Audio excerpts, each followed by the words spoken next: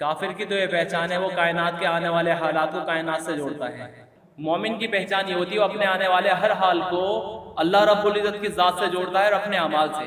हदीस के अंदर बात मिलती है, अल्लाह के रसूल ने फरमाया, जिसका मफहूम है कि जब मोमिन बीमार होता है तो अपने अंदर के गुनाहों को चेक करता है कि मुझसे क्या चूक हुई है, और जब गैर मोमिन बीमार होता है तो उसकी मिसाल ऐसी है कि जैसे ऊंट, कि जैसे जानवर कि उसे बांधा था खोल दिया, कि उसे पता ही नहीं कि मुझे बांधा क्यों था और खोल क्यों दिया। ऐसे ही जिसके अंदर में ईमान नहीं होता वो लोग भी, उनके ऊपर हालात आके गुजर जाते हैं और उन्हें पता ही नहीं चलता कि हालात आए क्यों थे और भेजे किसने थे और ठीक भी कैसे हो गए। वो तो बस ये सोचते कि चीजों की वजह से हुआ, फला चीज खा ली थी इससे ये हो गया, फला चीज की वजह से हो गया।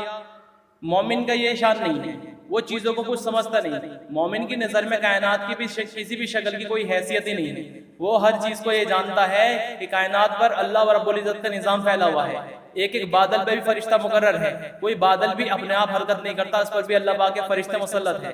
कोई बिजली भी अगर कड़कती है उस पर भी अल्लाह पाक ने फरिश्ते मुसल्लत कर रखे हैं। हत्ता कि एक एक पत्ता, एक एक जर्रा कायनात का, एक एक बारिश के कतरे पर भी फरिश्ते मुसल्लत है। कायनात के हर निजाम पर अल्लाह रब्बुल इज्जत ने फरिश्ते मुकर्रर कर रखे हैं और ये सारा निजाम अल्लाह पाक के गैबी निजाम से चलता है। दुनिया वालों का निजाम कुछ नहीं है, असल है अल्लाह का निजाम। जो होता है इस कायनात में अल्लाह के इरादे से होता है। एक जर्रा भी अगर हरकत कर रहा है तो अल्लाह के इरादे से, कायनात में एक पत्ता भी अगर हरकत करता है वो भी अल्लाह के चाहने से। तो कायनात में कोई चीज भी अपने आप नहीं होती। लेकिन जब अंदर में ईमान नहीं होता तो लोग सोचते हैं कि हवा की वजह से पत्ता हिला, कोई सोचता है फला चीज खाने की वजह से ये प्रॉब्लम हो गई। एक बार एक अल्लाह वालों का इंतकाल हुआ, अल्लाह रब्बुल इज्जत ने उनसे पूछा मेरे बंदे क्या लेकर आया, तो वो कहने लगे अल्लाह 70 साल की तौहीद लेकर आया हूँ, यानी 70 साल का ईमान। तो अल्लाह पाक ने उनसे पूछा ये बता तेरा ईमान उस वक्त कहाँ चला गया था जब हमने तेरे पेट में दर्द करा था और तुझसे तेरे शागिर्द ने ये पूछा था हजरत क्या हो गया, तो तूने ये कहा था कि कुछ नहीं वो कच्चा दूध पी लिया था। अब बता तेरा यकीन किस चीज पर हुआ, दूध पर हुआ था या मुझ पर? तो हम भी अपनी जिंदगी में गौर फिक्र करके देखें, हम कायनात के हालात को जोड़ते हैं चीजों और शक्लों से। फला चीज खाली थी इसकी वजह से ये हो गया, मौसम की वजह से बीमारी आ गई, कायनात की फला शक्ल की वजह से ये हो गया और फला चीज से ठीक हो गया। ये बिल्कुल बात ईमान के खिलाफ है। एक बार एक शख्स ने आके अल्लाह के रसूल से अर्ज किया या रसूलल्लाह मेरे जो ऊँट है ना, ऊँटों के अंदर खारिश फैल गई।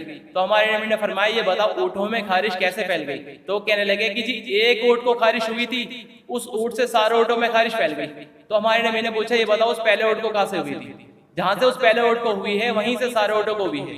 पहले ऊँट को करने वाला अल्लाह तो सारे ऊँटों को भी करने वाला अल्लाह है। कोई भी चीज किसी चीज की वजह से नहीं होती। अगर हमने किसी भी चीज को किसी वजह से जोड़ दिया तो हमने अल्लाह की जात का इनकार कर दिया।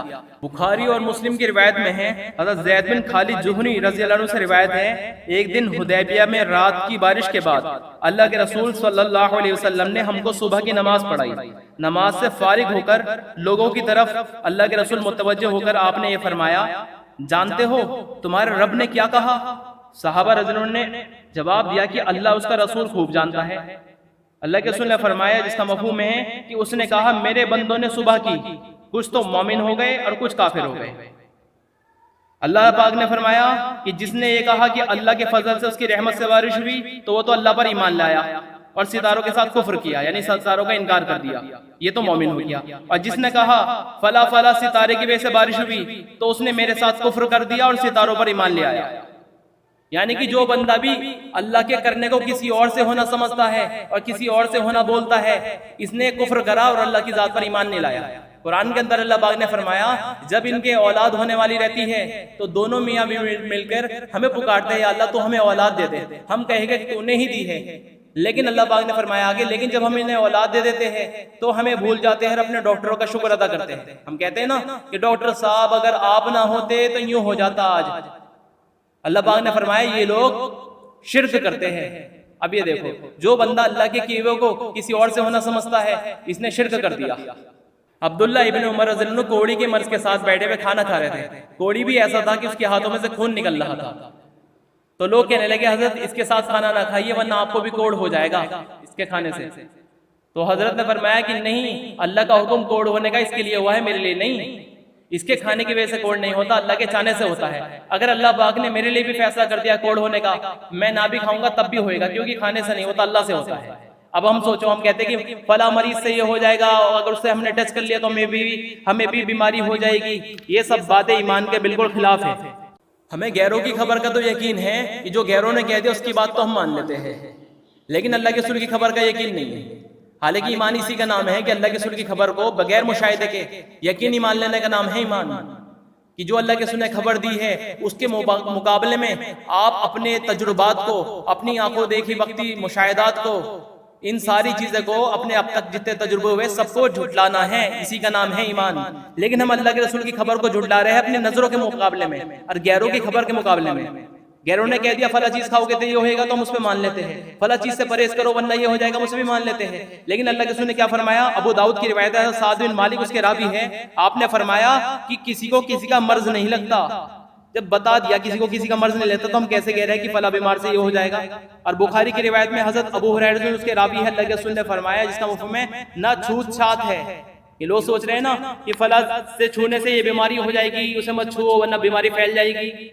और इब्ने माजा की रिवायत में है, हज़रत जाबिर रज़ी उसके रावी है कि अल्लाह के रसूल सल्लल्लाहु अलैहि वसल्लम ने कोड़ी का हाथ पकड़कर उसे अपने साथ प्याले में रखकर फरमाया, अल्लाह पर एतमाद और भरोसा करके खाओ, यानी हमारा एतमाद व तवक्कुल अल्लाह पर है, वह जिसे चाहे बीमार कर दे और जिसे चाहे तंदुरुस्त कर दे। हम किसी के साथ खाने से परहेज नहीं करते और बीमारी के लग जाने को नहीं मानते। देखो साफ साफ अब बात आ गई, तो अब डरने की क्या जरूरत? अल्लाह के रसूल की खबर के मुकाबले में हर बात को झुटलाओ, इसी का नाम ईमान है। साहबा ने इसको ऐसा यकीन नहीं माना, ऐसा यकीन नहीं माना है अल्लाह के रसूल की खबरों को कि उसके मुकाबले में अपनी हर आंखों देखी और तजुर्बात को झुटला दिया करते थे, और लोगों की खबर को भी नबी की खबर के मुकाबले में हर खबर को झुटला दिया करते थे। अबू दरदा रज़ी अल्लाहु मस्जिद में बैठे हुए हैं और एक शख्स ने आगे ने इत्तला दी कि हजरत आपका मकान जल रहा है, जल्दी चलिए। तो गए नहीं, यूं का मेरे मकान में आग लगी नहीं सकती, बैठ जाए यहाँ। दूसरा है हजरत जल्दी चलिए कि घर में घर जल रहा है आपका, तो उसे भी बैठा लिया। तीसरा है हजरत जल्दी चलिए आपका घर जल रहा है, उसकी बात भी झुटला दी। चौथा ने आके बताया कि आग लगी तो थी लेकिन आपके घर तक पहुंचते पहुंचते आग बुझ गई, आपके घर को कुछ भी नहीं हुआ। तो चारों पूछने लगे आपको इतना यकीन कैसे था? तो कहने लगे मेरे नबी ने एक दुआ सिखलाई थी कि जो उस दुआ का एहतमाम करेगा उसे कोई हादसा नहीं आने का, कोई नुकसान उसका नहीं होएगा। जो सुबह को पढ़ लेगा शाम तक कोई नुकसान नहीं, जो शाम को पढ़ लेगा सुबह तक कोई हादसा नुकसान नहीं। ये बताओ मैं अपनी नबी की खबर का यकीन करता है तुम्हारी नजर का? अब नजर वाले देखकर बतला रहे हैं, हालांकि वो या तो साहबी होंगे या फिर ताबईन होंगे, हालांकि बिल्कुल सच्चे लोग थे वे और आगे देख के बतला रहे हैं, लेकिन नबी की खबर के मुकाबले में हर बात झुटलाई जाएगी। हजरत उमर रज़ी के वक्त में जब जिहाद से वापस आए साहबा, तो एक शख्स का हाथ कट गया था। अब खाने के लिए जब दस्तरखान बिछा तो हजरत उमर रज़ी ने खाना उतार के देना शुरू करा, तो उस शख्स ने जिसका हाथ कटा था, क्योंकि थोड़ी सी मक्खी वगैरह भिनक रही थी, लोग घिन से कर रहे थे, खून निकल रहा था, जख्म हो गया था, तो उसने उन्हें प्लेट उठा के कोने में जाके बैठ गए कमरे के। तो हजरत उमर रज़ी समझ गए कि ये इस वजह से बैठे हैं कि लोग इनसे कराहियत कर रहे हैं, थोड़ी सी घिन सी कर रहे हैं। तो हजरत उमर रज़ी ने कसम खा ली कि जब तक वो शख्स आके इस खाने की देगची में हाथ नहीं घोलेगा हम में से कोई भी खाना शुरू नहीं करेगा, इस बात पर कसम खा ली। तो उस शख्स ने हजरत उमर की कसम पूरी करने के लिए आके अपना जख्म वाला हाथ खाने की देगचे में घुमाया, फिर हजरत उमर ने वो खाना उतार के सबको दिया, यूं कहा अब खाओ। ये देखो किसी से नहीं होता। एक साहबी के सामने एक शख्स ने, यहूदी ने यूं कहा ये जहर इतना खतरनाक है, एक कतरा अगर जबान पर डाल दिया बंदा मर जाए। तो उन साहबी ने फौरन, खालिद बिन वलीद रज़ियल्लाहु अन्हु थे गालिबन, उन्होंने फौरन वो शीशी छीन के पूरी की पूरी शीशी पी गए, कुछ भी नहीं हुआ, क्योंकि किसी से नहीं होता अल्लाह से होता है। नबी की यही खबर है कि किसी चीज में कुछ नहीं है, सब कुछ अल्लाह की जात में है, सब कुछ अल्लाह से होता है, जो होता है अल्लाह से होता है, किसी से नहीं होता। अल्लाह के रसूल के वक्त में एक बंदे के तीर लगा, अब तीर आगे से लोहे का रहता, पीछे से लकड़ी का, निकाल ले तो निकल नहीं पा रहा। तो अल्लाह के रसूल के पास आए हुए, या रसूल तीर लग गया। तो अल्लाह के रसूल ने फरमाया तुम कहो तो मैं निकाल दूं, तुम ठीक हो जाओ, या फिर ऊपर से तोड़ दूं लकड़ी वाला हिस्सा और अंदर जो लोहे का वो अंदर रहने दूं, और जब कयामत में तुम अल्लाह के सामने पेश हो तो तुम दिखा दो अल्लाह देख तेरे राह में तीर लगा था अभी भी अंदर मौजूद है। तो वो कहने लगे या रसूल बस ऊपर से तोड़ दीजिए। तो अल्लाह के रसूल ने ऊपर से लकड़ी वाला तोड़ दिया, लोहे का अंदर रहने दिया उनके जिस्म में।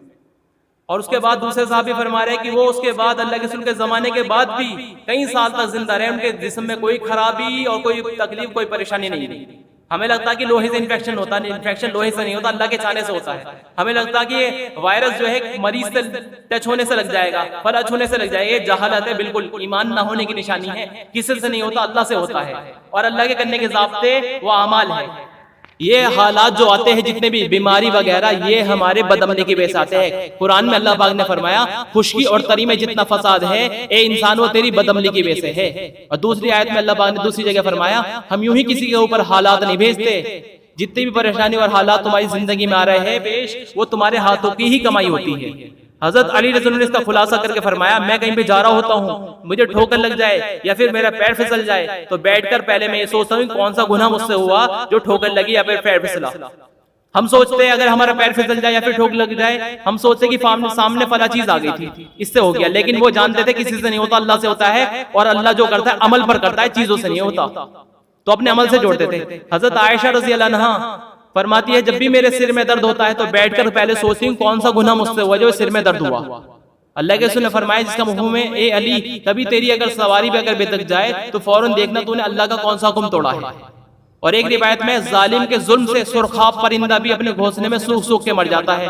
यानी जिस परिंदे के अंदर बहुत सुर्ख यानी खून रहता, बहुत तरोताजा रहता, जो बीमार भी ना हो, ऐसा परिंदा भी सूख सूख के मर जाता है। इतने असरात पड़ते हैं गुनाहों के हम लोगों के। समुद्र में हालात, जलजलों का आना, सैलाब का आना, बीमारियों का बढ़ जाने, सब हमारे बदअमली के वजह से है। अल्लाह के रसूल ने फरमाया, जिसका मफहूम है कि जिस कौम के अंदर फाहिशी और जिनाखोरी बढ़ जाए, अल्लाह पाक उनमें ताउन की बीमारी और ऐसी ऐसी बीमारी जिनका नाम भी कभी नहीं सुना होगा, ये ऐसी बीमारी अल्लाह पाक जाहिर कर देंगे। तो इस वक्त में कैसी कैसी बीमारी आ रही है, इसमें बचने के लिए गुनाहों से बचने की जरूरत है। परहेज, सबसे बड़ा परहेज गुनाह से बचना है।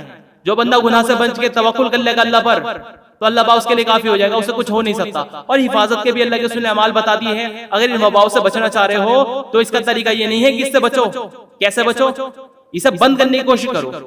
मिसाल के तौर पर कश्ती में अगर सुराख हो गया है, पानी भरने लगा कश्ती में, तो अब पानी से बचने की बजाय तुम ये देखो कि बंद कैसे हो। तो ये जो अजाब आया हुआ है, वायरस वगैरह चल रहा है, जितने भी तरह के परेशानी हालात आ रहे हैं, इनसे बचने की सूरत करने के बजाय इन्हें बंद करने की सोचो कि बंद कैसे हो। और आया किस वजह से है? आया इस वजह से हमने गुनाह करे तो अल्लाह ने हालात भेजे हैं। अब बचने की क्या सूरत है? गुनाहों से तौबा करे, जिनाखोरी छोड़े, गलत ताल्लुकात छोड़े, नमाजों में सुस्ती करते थे वो करना छोड़े, माँ बाप की नाफरमानी बदतमीजी उनसे करना छोड़े, और अल्लाह की मस्जिदों को मजबूत थाम लो। क्योंकि अल्लाह पाक के रसूल जनाब मोहम्मद मुस्तफा सल्लल्लाहु अलैहि वसल्लम ने फरमाया, जिसका मफ़हूम है, तीन तरह के लोग जिस जगह पर मौजूद हो, अल्लाह पाक उनकी बरकत से उस अजाब को जो जिसे भेजना मुकद्दर कर चुका था अल्लाह, उसे भी हटा लेगा। वो कौन कौन से लोग हैं? एक वो लोग जो मस्जिदों को आबाद करते हैं, दूसरे वो लोग जो रातों को उठकर कसरत से इस्तगफार करते हैं, और तीसरे वो लोग जो अल्लाह के लिए आपस में एक दूसरे से मोहब्बत करते हैं। और मस्जिद को आबाद करना ये नहीं कि 5 वक्त की नमाज पढ़कर हम लोग चले जाए, घर भी आबाद नहीं होता ऐसे। तो घर के अंदर 5 दफा हाजिरी दे के चले जाओ तो घर वीरान रहेगा, आबाद नहीं रहेगा। घर को आबाद करने के लिए उसके अंदर रहना जरूरी है। तो मस्जिदों के अंदर हम लोग वक्त बढ़ाए, ये नहीं कि जाहिलों की बातों में आके मस्जिद में आना छोड़ दे, मस्जिदों को आगे थामे, मस्जिदों में वक्त बढ़ाए। क्योंकि इज्तिमाई आफत से बचने के लिए इज्तिमाई अमल करने पड़ते हैं। अल्लाह के रसूल के वक्त में जब भी कोई बला आफत वगैरह आती थी, सारे के सारे मस्जिद में आ जाया करते थे। हत्ता की आंधी भी अगर चलती थी, फौरन मस्जिद के अंदर आ जाया करते थे सहाबा भी। लेकिन हम लोग मस्जिद से दूर भाग रहे हैं। ये बताओ, अगर हमने मस्जिदें छोड़ भी दी तो क्या ये बीमारी हमारे घर पे नहीं आएगी? या मस्जिदों के अंदर आती है बीमारी, क्या घर पे नहीं आएगी? जिसे अल्लाह पाक तय कर चुका उसे कोई रोक नहीं सकता। पूरी दुनिया के सारे मास्क ले आओ, किसी का अपने आप को पूरे टेक्नोलॉजी से बने हुए पूरे मकान के अंदर बंद कर लो, फिर भी अंदर पहुंच के रहेगी। अल्लाह का इरादा ऐसा नहीं है कि कहीं पे ना पहुंचे, वो जो चाहता है वो होता है। और सारे के सारे मिलकर किसी की हिफाजत करना चाहे और अल्लाह ना चाहे, हिफाजत हो नहीं सकती। और वो अगर किसी की हिफाजत करने पे आ जाए तो कोई से कुछ कह नहीं सकता। तो अल्लाह की तरफ रुजू करे, तौबा करे, डरने की जरूरत नहीं है। अपने अल्लाह पर एतमाद करे, भरोसा करे, इन सब का इनकार करे। किसी से नहीं होता, अल्लाह से होता है। करने वाली जात अल्लाह की है और अल्लाह चीजों पर नहीं करता, अल्लाह पाक हमारे अमल पर करता है। अच्छे अमल होंगे तो अच्छे फैसले होंगे, और बुरे अमल होंगे तो बुरे फैसले होंगे। अब्दुल्लाह इब्न उमर फरमाते हैं कि अगर इब्ने आदम यानी आदम के औलाद अल्लाह के अलावा हर चीज का खौफ अंदर से निकाल दे तो अल्लाह भी इसे किसी और चीज के हवाले ना करे। और आगे उसी रिवायत में है, अगर इब्ने आदम यानी आदम की औलाद अल्लाह के अलावा हर चीज से नफे नुकसान का यकीन निकाल दे और सिर्फ अल्लाह पर यकीन कर ले तो अल्लाह भी इसे किसी चीज के हवाले ना करेगा।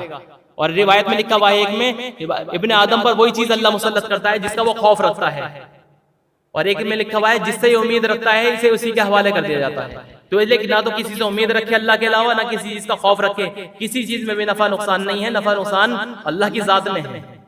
तो लिए मस्जिदों को आबाद करे, सबकी खबरों को झुटलाए नबी की खबर के मुकाबले में। अल्लाह से होता है, किसी से नहीं होता। और करने का सबब चीजें नहीं है, असबाब नहीं है, बल्कि हमारे अमाल है। तो सबको तौबा कराए, मुलाकातें कर करके लोगों को मस्जिद में जोड़े, यही एक रास्ता है। तौबा इस्तगफार करे।